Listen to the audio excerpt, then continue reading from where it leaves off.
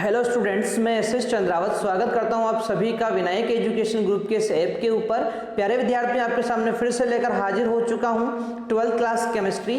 और इस 12th class chemistry के अंदर अपन चर्चा कर रहे हैं लेसन 1 ठोस अवस्था सॉलिड स्टेट के बारे में। देखिए, अपनी चर्चा चल रही है त्रिविमीय निबिड़ संकुलन से संबंधित, और इस चर्चा के अंदर अपन पढ़ चुके हैं अंतराकाशीय छिद्र या रिक्तियों के बारे में। मुख्यतः दो प्रकार की होती है, चतुष्फल की रिक्ति और अष्टफल की रिक्ति। मैंने आपको बताया है कि प्रत्येक गोले से संबंधित चतुष्फल की रिक्तियों की संख्या और अष्टफल की रिक्तियों की संख्या कितनी होगी। तो ध्यान रखेंगे, चतुष्फल की रिक्तियां 2n होती है और अष्टफल की रिक्तियां n के बराबर होती है। यहाँ पर n अवयवी कणों की संख्या होती है, जो अपन ध्यान से कंप्लीट कर चुके हैं। अब देखो, लास्ट में मैंने आपको एक क्वेश्चन बताया था, और उस क्वेश्चन में मैंने आप लोगों को चतुष्फल की रिक्ति और अष्टफल की रिक्ति निकालना बताया था। तो वहां पर बाय मिस्टेक मैंने आपको चतुष्फल की रिक्ति को n के बराबर लिख दिया था, तो आप लोग उस चीज को करेक्ट कर लेंगे, वहां पर करेक्शन कर लेंगे। चतुष्फल की रिक्तियां कितनी होती है? 2n होती है। ठीक है, तो ध्यान रखेंगे 2 × 3.011 आप लोग करेंगे तो आप लोगों को आंसर यहाँ पर मिल जाएगा 6.022 × 10⁻23। तो ये चीज आपको वहां पर मिल जाएगी। तो वो थोड़ा सा मिस्टेक हो गया था, उसको आप लोग करेक्ट कर लेंगे। अब बढ़ते हैं अपन आगे की तरफ, और एक बहुत ही महत्वपूर्ण टॉपिक सुनो ध्यान से। आप लोगों ने अभी तक क्या किया है कि एक पंक्ति, एक द्विविमीय पंक्ति की 3 गोलों के बीच बनी त्रिकोणीय रिक्ति के ऊपर जब दूसरी पंक्ति का एक गोला रखा जाता है तो चतुष्फल की रिक्ति बनती है, पढ़ा है अपन ने।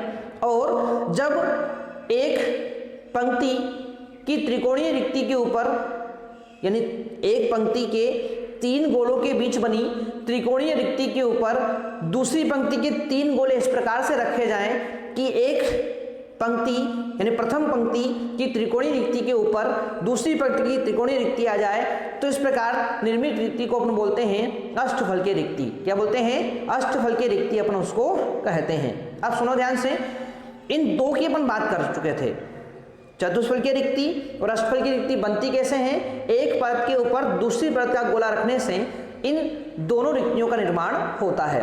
अब आगे अपन चर्चा करने वाले हैं कि जब चतुष्फल की रिक्ति बन चुकी है, अष्टफल की रिक्ति बन चुकी है, अब यदि इस रिक्ति के ऊपर तीसरी परत का गोला रखा जाए तो कौन सी व्यवस्था मिलेगी। यानी कि जब चतुष्फल की रिक्ति को ढका जाए, अष्टफल की रिक्ति को ढका जाए तो कौन सी व्यवस्था मिलेगी, इसके बारे में अपन यहाँ पर चर्चा करते हैं। तो ध्यान से आप लोग उसको देखने का प्रयास कीजिए। यहाँ पर चतुष्फल की एवं अष्टफल की रिक्तियों,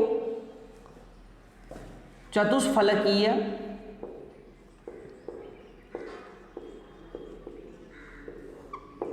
एवं अष्टफलकीय रिक्तियों को ढकने से प्राप्त व्यवस्था। तो ध्यान रखेंगे, इसको ढकने से प्राप्त व्यवस्था जो होती है वो कौन कौन सी होती है, इसके बारे में चर्चा अपन यहाँ पर कर रहे हैं। सबसे पहले बात करते हैं चतुष्फलकीय रिक्ति को ढकने से,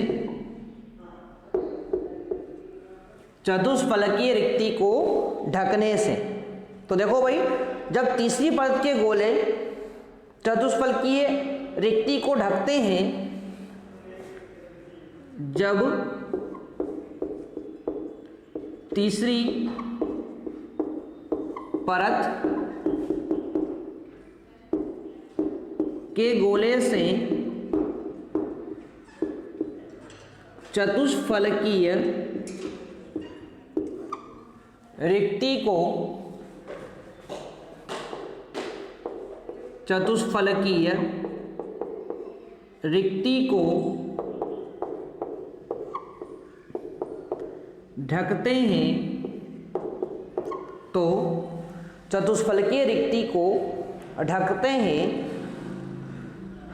तो षटकोणीय निविड़ संकुलन, तो षटकोणीय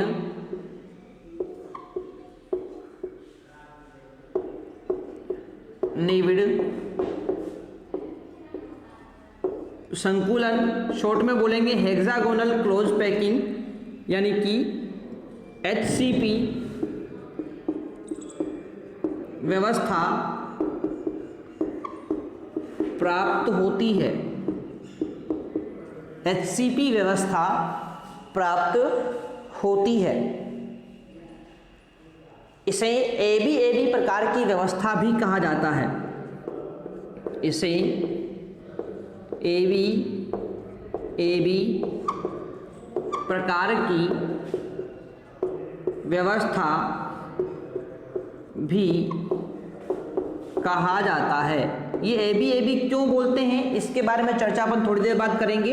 अभी केवल आप लोग इतनी सी बात ध्यान रखेंगे कि जब तीसरी परत के गोले चतुष्फलकीय रिक्ति को ढकते हैं, कौन सी रिक्ति को, चतुष्फलकीय रिक्ति को ढकते हैं, तो व्यवस्था कौन सी प्राप्त होगी, षटकोणीय निविड़ संकुलन, यानी कि हेक्सागोनल क्लोज पैकिंग HCP व्यवस्था आपको प्राप्त होती है। इसे अपन AB प्रकार की व्यवस्था भी कहते हैं।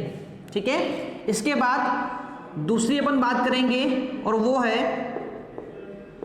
अष्टफलकीय रिक्ति को ढकने से।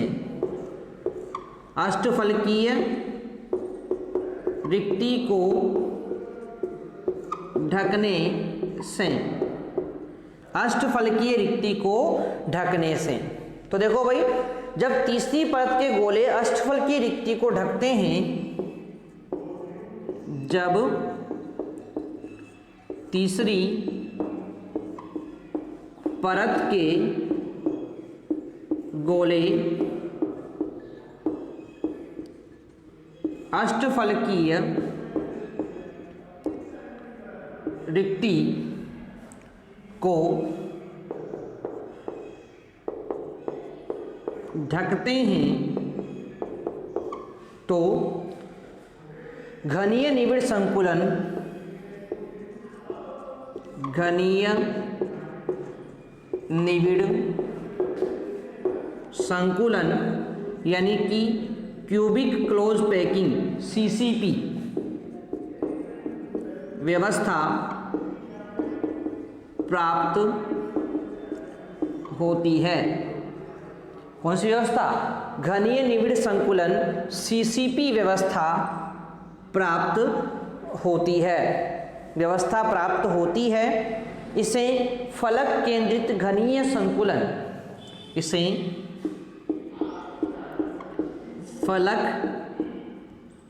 फलक केंद्रीय घनीय संकुलन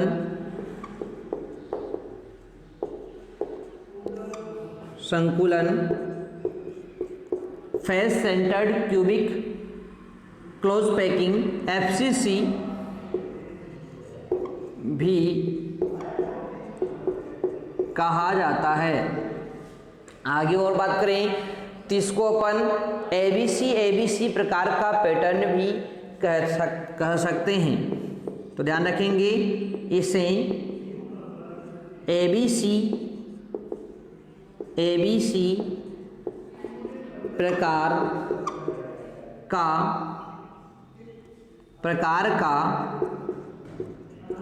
पैटर्न भी कहा जा सकता है। ठीक है भाई। अब ये AB क्या होता है, ABC पैटर्न क्या होता है, इसके बारे में थोड़ी सी अपन चर्चा यहाँ पर करेंगे।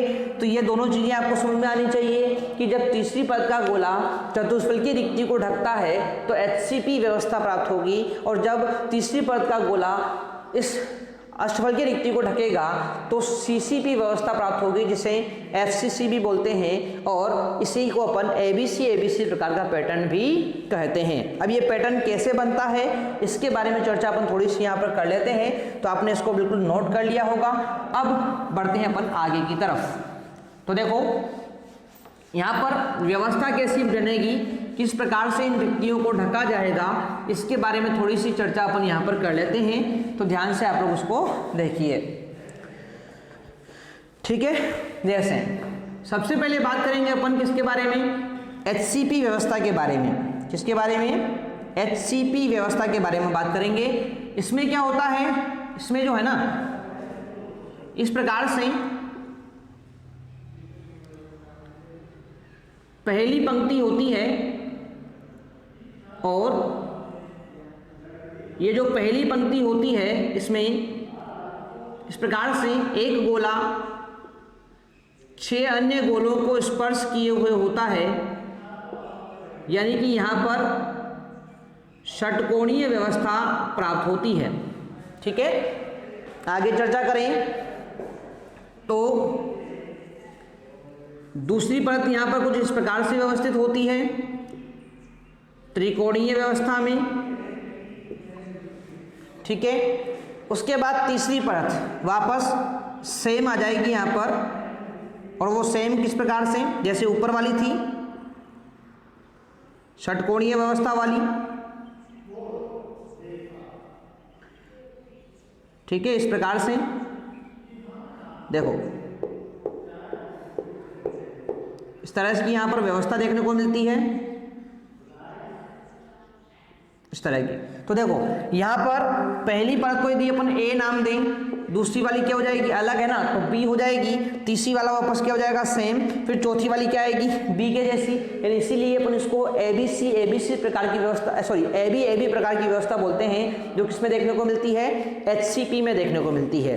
अब बात करें अपन कि सर CCP में ABC किस प्रकार से हुई, उसके बारे में चर्चा कर लेते हैं। तो देखो पहली परत A प्रकार की है, दूसरी परत B प्रकार की है, तीसरी परत C प्रकार की। तीनों परतें क्या है, अलग अलग यहाँ पर है, इसलिए इसको अपन बोलेंगे ABC प्रकार की व्यवस्था या CCP व्यवस्था, और CCP को ही अपन क्या बोलते हैं, FCC भी बोलते हैं। ठीक है ना, तो यहाँ पर ये बात एक ही है। तो देखो भाई, अपन ने यहाँ पर चर्चा कर ली है चतुष्फल की रिक्ति व अष्टफल की रिक्ति को ढकने से कौन सी व्यवस्था मिलेगी। तो ध्यान रखें, HCP व्यवस्था इस प्रकार की होगी और CCP व्यवस्था इस प्रकार की होगी। ये चीज आप लोगों को यहाँ पर ध्यान रखना है। ठीक है भाई, तो ये था अपना इन रिक्तियों को ढकने से प्राप्त व्यवस्था, जो अपन को यहाँ पर समझ में आनी चाहिए। अब चर्चा करते हैं अपन आगे एक और महत्वपूर्ण टॉपिक के बारे में। तो ध्यान से आप लोग उस चीज को देखिए और समझने का प्रयास कीजिए। ठीक है भाई, तो देखो अगली टॉपिक के बारे में चर्चा करें तो टॉपिक कुछ इस प्रकार से है, नाम है संकुलन क्षमता या संकुलन दक्षता। संकुलन क्षमता, या इसको बोलते हैं संकुलन दक्षता, इंग्लिश में बोलेंगे क्लोज पैकिंग। Close packing. अब देखो भाई, क्लोज पैकिंग का मतलब होता है कि कोई भी एकक कोशिका में अवयवी कण कितना ज्यादा स्थान घेर पा रहे हैं। कोई भी एकक कोशिका आप लोग जानते हैं, उसमें अवयवी कण कहाँ कहाँ पर हो सकते हैं, 8 कोनों पर हो सकते हैं, फलकों के केंद्रों पर हो सकते हैं, अंतः केंद्र पर हो सकते हैं। तो ये जो अवयवी कण उपस्थित है ना किसी भी एकक कोशिका के अंदर, वो इस एकक कोशिका के अंदर कितना स्थान घेर रहे हैं, वो उसकी संकुलन क्षमता होती है। ठीक है, अब बात करें अपन यहाँ पर संकुलन क्षमता के बारे में। एक सिंपल सी बात मैंने आपको बता दी कि एकक कोशिका में अवयवी कणों द्वारा जितना प्रतिशत स्थान घेरा जाता है उसी को क्या बोलते हैं, संकुलन क्षमता कहते हैं। अब सिंपल सी बात, जिसमें अवयवी कण ज्यादा उसमें घेरा हुआ स्थान भी ज्यादा, यानी संकुलन क्षमता भी उसकी ज्यादा। तो मैंने आपको पढ़ाया था कि SCC में तो केवल एक ही अवयवी कण होता है, ठीक है, BCC में 2 अवयवी कण होते हैं, FCC में 4 अवयवी कण होते हैं। तो जिसमें अवयवी कणों की संख्या ज्यादा उसमें संकुलन क्षमता भी ज्यादा, यानी FCC में संकुलन क्षमता सबसे ज्यादा होगी, BCC में उससे कम होगी और SCC में सबसे कम होगी। किस प्रकार से ये होती है, कितनी होती है, इन सब के बारे में विस्तार से अपन यहाँ पर चर्चा करेंगे। तो पहले अपन इसकी डेफिनेशन यहाँ पर लिख लेते हैं, और वो है जालक में कुल उपलब्ध स्थान का, जालक में कुल उपलब्ध स्थान का वह प्रतिशत, कुल उपलब्ध स्थान का वह प्रतिशत जो अवयवी कणों द्वारा, वह प्रतिशत जो अवयवी कणों द्वारा धारित होता है, अवयवी कणों द्वारा धारित होता है, संकुलन क्षमता कहलाता है। क्या कहलाता है? संकुलन क्षमता कहलाता है। ठीक है भाई। तो जालक में कुल उपलब्ध स्थान का वह प्रतिशत जो अवयवी कणों द्वारा धारित होगा, यानी जिसमें अवयवी कण उपस्थित होंगे, उसको अपन क्या बोलते हैं? उसको अपन बोलते हैं आपका संकुलन क्षमता, पैकिंग, सॉरी यहाँ पर थोड़ा सा अपन ने ये थोड़ा सा मिस्टेक अपन ने कर दी है, इसको ध्यान रखेंगे। ये है पैकिंग एफिशिएंसी, पैकिंग एफिशिएंसी। ठीक है। हाँ, तो संकुलन क्षमता या पैकिंग एफिशिएंसी उसको अपन कहते हैं। ठीक है भाई। चलो अब चर्चा करते हैं अपन एक एक के बारे में, संकुलन क्षमता के बारे में। तो देखो भाई, सरल घनीय जालक, सरल, सबसे पहले बात करेंगे अपन किसकी? एससीसी के बारे में। सरल घनीय जालक एससीसी की संकुलन क्षमता, इसके बारे में अपन चर्चा करेंगे। तो देखो भाई, एससीसी की संकुलन क्षमता को समझने के लिए आप लोग क्या करेंगे? इस प्रकार से एक घनीय जालक बनाएंगे, क्योंकि एससीसी में घनीय की अपन बात कर रहे हैं, तो इस प्रकार से घनीय जालक अपन यहाँ पर बना लेते हैं। अब इस घनीय जालक में अपन बात करेंगे एक कोर पर उपस्थित, एक कोर, एक किनारे पर उपस्थित अवयवी कणों के बारे में। आपको पता होना चाहिए एकक कोशिका की साइज बहुत छोटी होती है। अपन समझने के लिए उसको कमरे के रूप में समझते हैं, परंतु इतना बड़ा नहीं होती है। एकक कोशिका बहुत छोटी होती है, इतनी छोटी कि उसको अपन देख भी नहीं सकते, है ना, इतनी छोटी होती है। तो इस तरह से एकक कोशिका के बारे में बात करें तो इसमें ये जो अवयवी कण कोनों पर उपस्थित है ना, ये इतने पास पास होते हैं कि एक दूसरे को टच किए हुए होते हैं। जैसे कि यहाँ पर मान लेते हैं अवयवी कण था ये वाला, और यहाँ पर अवयवी कण था कौन सा? ये वाला। तो ये दोनों एक दूसरे को क्या किए हुए हैं? टच किए हुए हैं। एक दूसरे को क्या किए हुए हैं? टच यहाँ पर ये किए हुए होते हैं। तो इस प्रकार से बिल्कुल नजदीक एक दूसरे के पास पास उपस्थित होते हैं कौन? अवयवी कण। अब देखो भाई, अपन जानते हैं कि घन की लंबाई कितनी मानते हैं अपन? घन के किनारों की लंबाई क्या मानते हैं अपन? a मानते हैं। घन की किनारों की लंबाई क्या मानते हैं अपन? a मानते हैं। और इस a की अपन बात करें तो देखो यहाँ पर ये जो a है ना, इस a में आ कौन रहा है? देखो इस गोले को देखो ध्यान से, इस गोले का केंद्र ये है और ये परिधि है। तो केंद्र और परिधि के बीच की दूरी क्या आएगी? त्रिज्या। और यहाँ पर भी इस केंद्र और इस केंद्र और इस परिधि के बीच की दूरी क्या आ रही है? त्रिज्या। तो यहाँ पर देखो इस a के अंदर इस गोले की एक त्रिज्या आ गई, इस गोले की एक त्रिज्या आ गई। तो यहाँ पर a बराबर क्या हो जाएगा? 2r अपने पास आ चुका है। ठीक है ना। तो ये चीज तो अपन को यहाँ पर समझ में आ गई। अब अपन आगे चर्चा करते हैं किस प्रकार से संकुलन क्षमता यहाँ पर निकालते हैं। तो देखो एससीसी में आप लोग अच्छे से जानते हैं कि एससीसी में अवयवी कण केवल 8 कोनों पर उपस्थित होते हैं। केवल कहां पर होते हैं? 8 कोनों पर अवयवी कण उपस्थित होते हैं जो परस्पर एक दूसरे को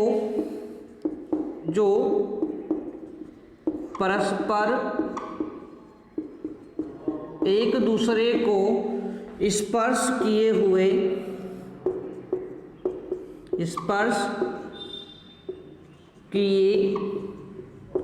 हुए व्यवस्थित होते हैं, व्यवस्थित होते हैं। ठीक है, आगे चर्चा करें। माना कि एकक कोष्ठिका के एक किनारे की लंबाई, माना SCC में एक किनारे की लंबाई a हो तो, अब देखो किनारे की लंबाई क्या मानी, a मानी, तो ये a किसके बराबर हो जाएगी, 2r के बराबर हो जाएगी। ये चीज़ तो अपन को समझ में आती है। आगे बात करें, SCC में अवयवी कणों की संख्या जानते हैं आप लोग कितनी होती है, 1 होती है। मैंने आपको निकालना बताया था, 1 होती है। ठीक है, अब यहाँ तक की बातें अपन को पता है, परंतु निकालना क्या है, संकुलन क्षमता निकालनी है, तो उसका फॉर्मूला आप लोगों को पता होना चाहिए।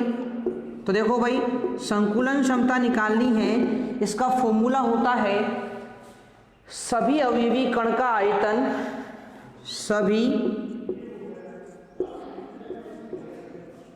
अवयवी कणों का आयतन बटा संपूर्ण एकक कोष्ठिका का आयतन, संपूर्ण एकक कोष्ठिका का आयतन इंटू 100 आपको करना है। तो ये क्या आ जाएगी, संकुलन क्षमता। अब देखो भाई, इसी को अपन फॉर्मूले के रूप में पूरा लिखना चाहें तो सभी अवयवी कणों का आयतन आपको लिखना है। यदि अवयवी कणों की संख्या n हो तो कुल अवयवी कणों का आयतन कैसे निकालेंगे अपन, अवयवी कणों की संख्या n को एक अवयवी कण के आयतन से गुणा कर देंगे। अब आपको पता है एक अवयवी कण कौन है, गोला है। अपन ने अवयवी कणों को क्या माना है, गोला। तो गोले का आयतन क्या होता है, 4/3 πr क्यूब होता है। तो ये अपन ने लिख दिया बटे संपूर्ण एकक कोष्ठिका का आयतन। तो आप लोग जानते हैं एकक कोष्ठिका घन होती है और घन का आयतन क्या होता है, a क्यूब होता है, इंटू क्या कर देंगे अपन, 100 कर देंगे। तो ये संकुलन क्षमता का फॉर्मूला अपने पास आ गया।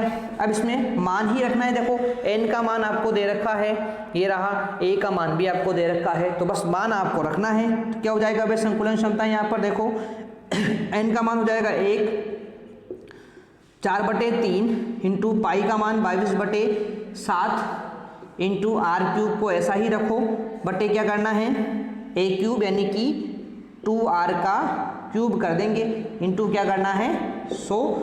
तो भाई सोल्व कर लेते हैं। 1 को 4/3 से गुणा करेंगे तो वही रहेगा same, 4/3 into 22/7 into r cube बटे यहाँ पर क्या हो जाएगा, 2 का क्यूब करो कितना हो जाएगा, 8 हो जाएगा। r का क्यूब करेंगे तो r क्यूब हो जाएगा, r क्यूब से r क्यूब कैंसिल। अब सोल्व कर लेते हैं। तो 4/3 इंटू 22/7 इंटू 1/8, 4 से ये कितनी बार, 2 बार, 2 से ये कितनी बार, 11 बार। तो ऊपर क्या बचा, 11, सॉरी इंटू में 100 भी है ना अभी, हाँ, तो इंटू 100 यहाँ पर करेंगे अपन।